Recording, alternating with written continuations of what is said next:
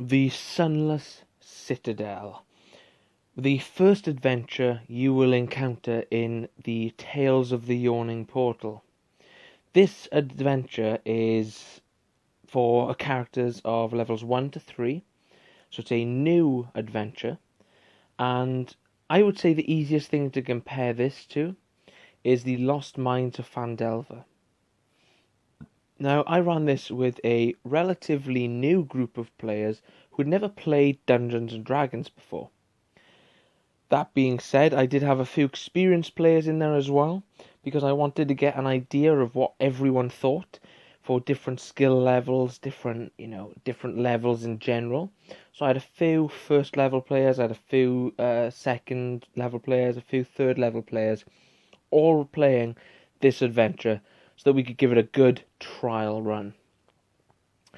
And as I said, guys, in my head, I'm comparing this to the Lost Mines of Phandelver. What makes this adventure better or worse than the one that comes in the starter box set for 5th edition? Well, I think you'll be surprised with my opinion. It was once said that all great starting adventures introduce characters to a town, and this town is the simple town of Oakhurst. However, guys, Oakhurst, unlike Phandalin, feels very barren and empty and two-dimensional. Even as a DM trying to flesh it out, it just didn't have the same sort of realism as other towns. As a result, I felt like a lot of work had to go into building upon this idea of a town, trying to make it more detailed for the players. Even then, I kind of got the idea that they just wanted to get straight in to this adventure, which is quite a challenging one, I found. Another thing that I found, guys, is that you are trying to stop a druid from essentially raising an army of twig blights. This is a really interesting sort of adventure style. It's definitely a dungeon delve here, and it's oftentimes the first time players of 5th edition might experience a dungeon delve. There's a lot of 5th edition adventures kind of shy away from the typical sort of go into a dungeon, explore it, kill things, get out. No. This is old school D&D at its finest, in my opinion, guys. And there's nothing wrong with this adventure as long as your players are aware that the role playing takes a back seat when you are exploring dungeons of this quality. So the adventure does not take its time to introduce players to the entrance of the Sunless Citadel. And in fact, I would say within about 20 minutes of playing the game, even with brand new players present, they were already descending the levels ready towards the entrance of the Sunless Citadel. One thing that became immediately apparent to me as I went on was that I did not do the necessary prep work that I recommend in my Tales of the Yawning Portal video. I did not do the necessary prep work to prepare myself for this adventure. Of course, I'd read through the adventure, I knew what was happening. However, guys, I was not as prepared as I should have been. The biggest problem I had is very simple. Look at this map. This is the first map, this is the first area that your players descend down into. Look how complicated those rooms are in terms of shape, in terms of structure. Describing that without having a map to draw it all out on was an absolute nightmare. As a result, I found that I had to quickly pick up a pen and paper and start trying to draw the basic shapes of the rooms. That being said, these really small corridors that you see here leading into sort of side rooms and little passages were super irritating for the players to imagine, especially players who were new to the game for the first time. As a result, guys, I quickly had to scrap this idea, and this is where my limited prep work did come in very handy. Because what I did was I picked up a pre-made battle map from Paizo of just a dungeon, and I selected a few areas of that to represent the areas in the game. I'm a big believer, guys, that As soon as you play with new players, you need to give them a map because it's often so much easier for brand new players to visualize using a map as opposed to just theatre of the mind. So theatre of the mind quickly went out of the window and I had to rely on just a basic map with preset, pre-built rooms. As a result, this meant that I had to trim down the details in the dungeon. I had to go, well, I haven't got a room to represent the tower shell or secret pockets. So as a result, guys, it meant that in general, the dungeon got a little bit shorter and a little bit easier to run.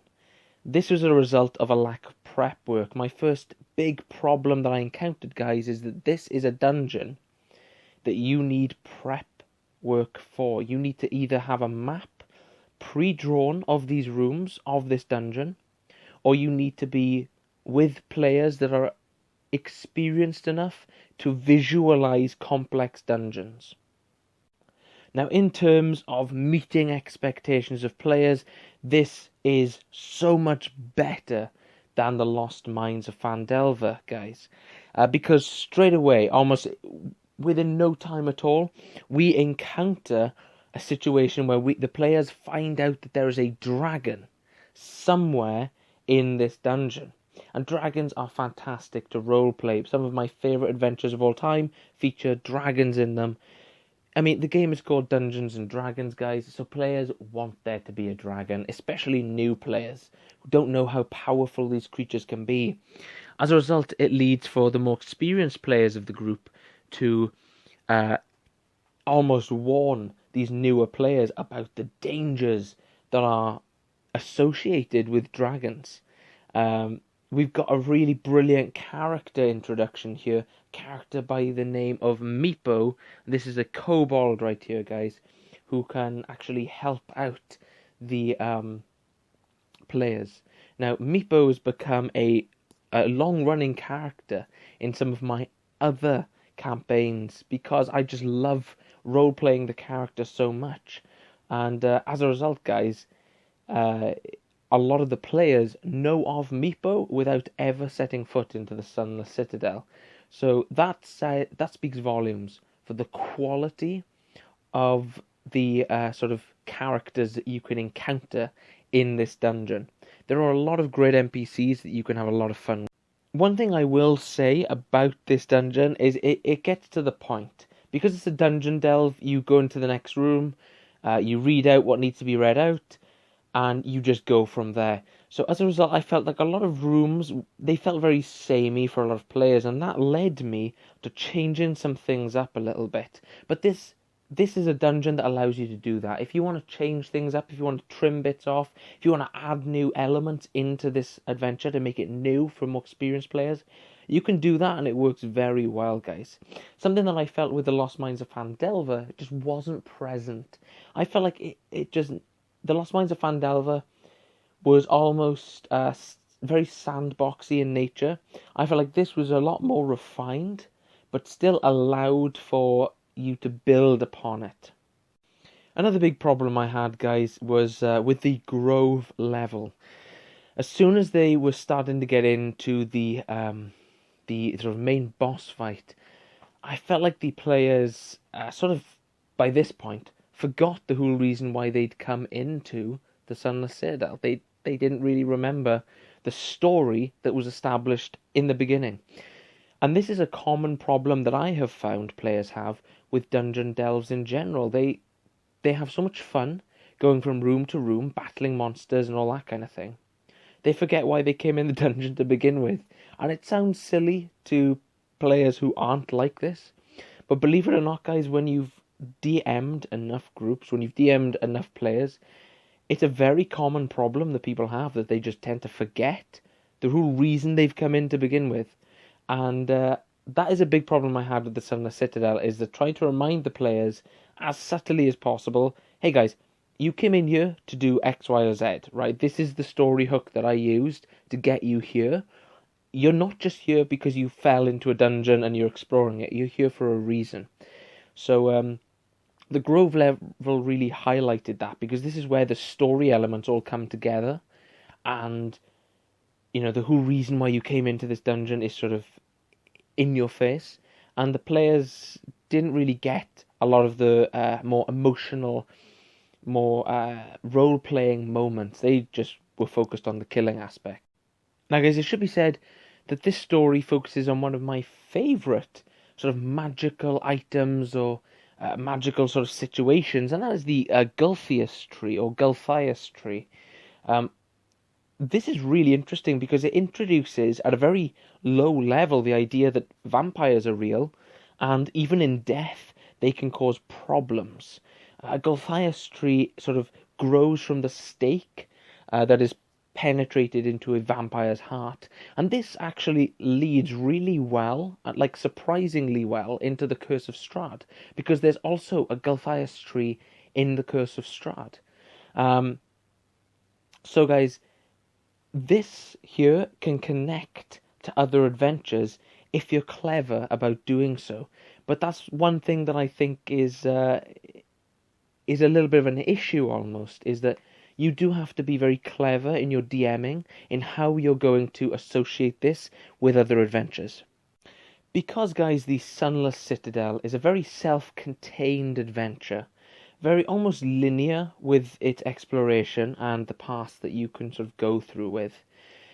It means that there's only limited options when it comes to expanding it and making it your own. There's only limited things you can do, although when you do them, they can often be very unexpected to players who've run through the Sunless Citadel before.